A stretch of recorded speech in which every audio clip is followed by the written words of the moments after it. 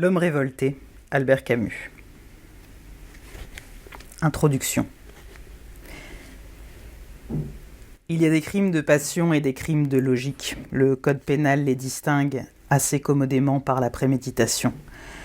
Nous sommes au temps de la préméditation et du crime parfait. Nos criminels ne sont plus ces enfants désarmés qui invoquaient l'excuse de l'amour. Ils sont adultes au contraire et leur alibi est irréfutable. C'est la philosophie qui peut servir à tout, même à changer les meurtriers en juges. Heathcliff, dans Les Hauts de Hurlevent, tuerait la terre entière pour posséder Cathy, mais il n'aurait pas l'idée de dire que ce meurtre est raisonnable ou justifié par un système. Il l'accomplirait, là s'arrête toute sa croyance. Cela suppose la force de l'amour et le caractère. La force d'amour étant rare, le meurtre reste exceptionnel et garde alors son air d'effraction. Mais à partir du moment où, faute de caractère, on court se donner une doctrine, dès l'instant où le crime se raisonne, il prolifère comme la raison elle-même, il prend toutes les figures du syllogisme. Il était solitaire comme le cri, le voilà universel comme la science. Hier jugé, il fait la loi aujourd'hui. On ne s'en indignerait pas ici. Le propos de cet essai est une fois de plus d'accepter la réalité du moment qui est le crime logique et d'en examiner précisément les justifications. Ceci est un effort pour comprendre mon temps. On estimera peut-être qu'une époque qui, en 50 ans, déracine, asservit ou tue 70 millions d'êtres humains doit seulement et d'abord être jugée. Encore faut-il que sa culpabilité soit comprise.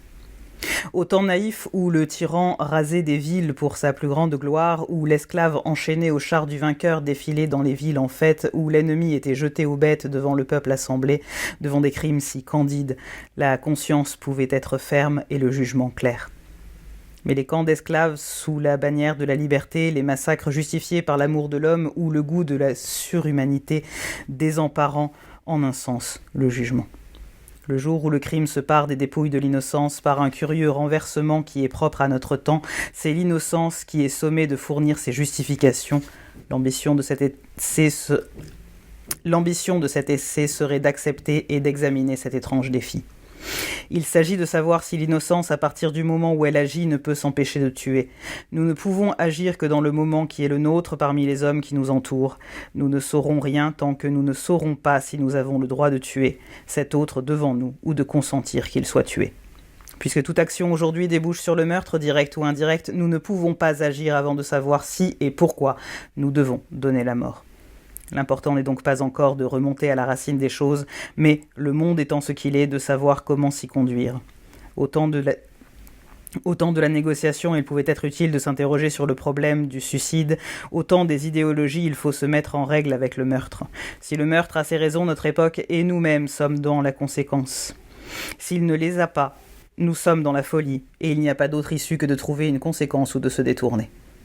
Il nous revient en tout cas de répondre clairement à la question qui nous est posée dans le sang et les clameurs du siècle, car nous sommes à la question. Il y a 30 ans, avant de se décider à tuer, on avait beaucoup nié, au point de se nier par le suicide. Dieu triche, tout le monde avec lui, et moi-même, donc je meurs. Le suicide était la question.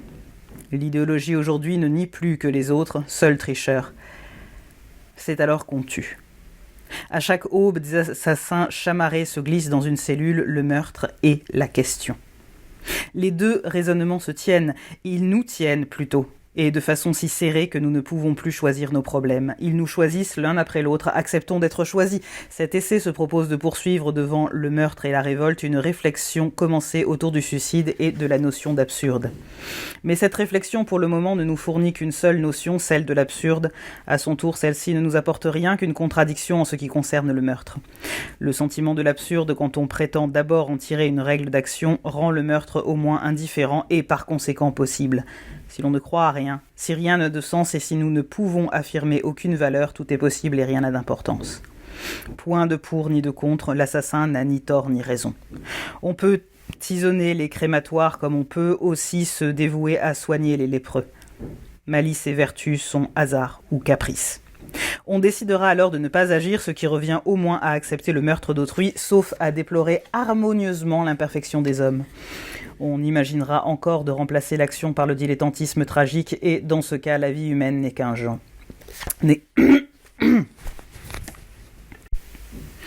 On imaginera encore de remplacer l'action par le dilettantisme tragique, et dans ce cas, la vie humaine n'est qu'un enjeu. On peut enfin se proposer d'entreprendre une action qui ne soit pas gratuite. Dans ce dernier cas, faute de valeur supérieure qui oriente l'action, on se dirigera dans le sens de l'efficacité immédiate. Rien n'étant vrai ni faux, bon ou mauvais, la règle sera de se montrer le plus efficace, c'est-à-dire le plus fort. Le monde alors ne sera plus partagé en juste et en injuste, mais en maître et en esclave. Ainsi, de quelque côté qu'on se tourne, au cœur de la négation et du nihilisme, le meurtre a sa place privilégiée. Si donc nous prétendons nous installer dans l'attitude absurde, nous devons nous préparer à tuer, donnant ainsi le pas à la logique sur des scrupules que nous estimerons illusoires. Bien entendu, il faudrait quelques dispositions, mais en somme moins qu'on ne croit si l'on ne juge par l'expérience. Du reste, il est toujours possible, comme cela se voit ordinairement, de faire tuer. Tout serait donc réglé au nom de la logique si la logique y trouvait vraiment son compte. Mais la logique ne peut trouver son compte dans une attitude qui lui fait apercevoir tour à tour que le meurtre est possible et impossible. Car après avoir rendu au moins indifférent l'acte de tuer, l'analyse absurde dans la plus importante de ses conséquences finit par la condamner. La conclusion dernière du raisonnement absurde est en effet le rejet du suicide et le maintien de cette confrontation désespérée entre l'interrogation humaine et le silence du monde. Le suicide signifierait la fin de cette confrontation et le raisonnement absurde considère qu'il ne pourrait y souscrire qu'en niant ses propres prémices. Une telle conclusion, selon lui, serait fuite ou délivrance, mais il est clair que du même coup, ce raisonnement admet la vie comme le seul bien nécessaire puisqu'elle permet précisément cette confrontation et que sans elle, le pari absurde n'aurait pas de support. Pour dire que la vie est absurde, la conscience a besoin d'être vivante. Comment, sans une concession remarquable au goût du confort, conserver pour soi le bénéfice exclusif d'un tel raisonnement ? Dès l'instant où ce bien est reconnu comme tel, il est celui de tous les hommes. On ne peut donner une cohérence au meurtre si on la refuse au suicide. Un esprit pénétré de l'idée d'absurde admet sans doute le meurtre de fatalité. Il ne saurait accepter le meurtre de raisonnement. Vis-à-vis de la confrontation, meurtre et suicide sont une même chose qu'il faut prendre ou rejeter ensemble. Aussi bien le nihilisme absolu, celui qui accepte de légitimer le suicide, court plus facilement encore au meurtre logique. Si notre temps admet aisément que le meurtre ait ses justifications, c'est à cause de cette indifférence à la vie qui est la marque du nihilisme. Il y a eu sans doute des époques où la passion de vivre était si forte qu'elle éclatait, elle aussi, en excès criminels, mais ces excès étaient comme la brûlure d'une jouissance terrible. Il n'était pas cet ordre monotone, instauré par une logique besogneuse aux yeux de laquelle tout s'égalise. Cette logique a poussé les valeurs de suicide dont notre temps s'est nourri jusqu'à leur conséquence extrême qui est le meurtre légitimé. Du même coup, elle culmine dans le suicide collectif. La démonstration la plus éclatante a été fournie par l'apocalypse hitlérienne de 1945. Se détruire n'était rien pour les fous qui se préparaient dans des terriers une mort d'apothéose. L'essentiel était de ne pas se détruire seul et d'entraîner tout un monde avec soi. D'une certaine manière, l'homme qui se tue dans la solitude préserve encore une valeur puisque, autrement, il ne se reconnaît pas de droit sur la vie des autres. La preuve en est qu'il n'utilise jamais, pour dominer autrui, la terrible force et la liberté que lui donne sa décision de mourir. Tout suicide solitaire, lorsqu'il n'est pas de ressentiment, est, en quelque endroit, généreux ou méprisant. Mais on méprise au nom de quelque chose. Si le monde est indifférent au suicidé, c'est que celui-ci a une idée de ce qui ne lui est pas ou pourrait ne pas lui être indifférent. On croit tout détruire et tout emporter avec soi, mais de cette mort même renaît une valeur qui peut-être aurait mérité qu'on vécût. La négation absolue n'est donc pas épuisée par le suicide, elle ne peut l'être que par la destruction absolue de soi et des autres. On ne peut la vivre au moins qu'en tendant vers cette délectable limite. Suicide et meurtre sont ici deux faces d'un même ordre, celui d'une intelligence malheureuse qui préfère à la souffrance d'une condition limitée la noire exaltation où terre et ciel s'anéantissent. De la même manière, si l'on refuse ces raisons au suicide, il n'est pas possible d'en donner au meurtre. On n'est pas nihiliste à demi. Le raisonnement absurde ne peut à la fois préserver la vie de celui qui parle et accepter le sacrifice des autres. À partir du moment où l'on reconnaît l'impossibilité de la négation absolue, et c'est là reconnaître que de vivre en quelque manière, la première chose qui ne puisse nier, c'est la vie d'autrui. Ainsi, la même notion qui nous laissait croire que le meurtre était indifférent lui ôte ensuite ses justifications.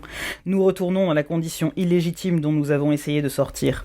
Pratiquement, un tel raisonnement nous assure en même temps qu'on peut et qu'on ne peut pas tuer. Il nous abandonne dans la contradiction, sans rien qui puisse empêcher le meurtre ou le légitimer, menaçant et menacé, entraîné par toute une époque, enfiévré de nihilisme, et dans la solitude cependant, les armes à la main et la gorge serrée. Mais cette contradiction essentielle ne peut manquer de se présenter avec une foule d'autres à partir du moment où l'on prétend se maintenir dans l'absurde, négligeant son vrai caractère qui est d'être un passage vécu, un point de départ, l'équivalent en existence du doute méthodique de Descartes. L'absurde en lui-même est contradiction. Il est dans son contenu puisqu'il exclut les jugements de valeur en voulant maintenir la vie, alors que vivre est en soi un jugement de valeur. Respirer, c'est juger. Il est sûrement faux de dire que la vie est un choix perpétuel, mais il est vrai que l'on ne peut imaginer une vie privée de tout choix. De ce simple point de vue, la position absurde en acte est inimaginable. Elle est inimaginable aussi dans son expression. Toute philosophie de la non-signification vit sur une contradiction du fait même qu'elle exprime. Elle donne par là un minimum de cohérence à l'incohérence, elle introduit de la conséquence dans ce qui, à l'en croire, n'a pas de suite. Parler répare, la seule attitude cohérente fondée sur la non-signification serait le silence, si le silence à son tour ne signifiait. L'absurdité parfaite essaie d'être muette. Si elle parle, c'est qu'elle se complaît, ou, comme nous le verrons, qu'elle estime provisoire ce qu'elle est. Cette complaisance, cette considération de soi, marque bien l'équivoque profonde de la position absurde. D'une certaine manière, l'absurde qui prétend exprimer l'homme dans sa solitude le fait vivre dans un miroir. Le déchirement initial risque alors de devenir confortable. La plaie qu'on gratte avec tant de sollicitude finit par donner du plaisir. Les grands aventuriers de l'absurde ne nous ont pas manqué, mais finalement, leur grandeur se mesure à ce qu'ils ont refusé les complaisances de l'absurde pour n'en garder que les exigences.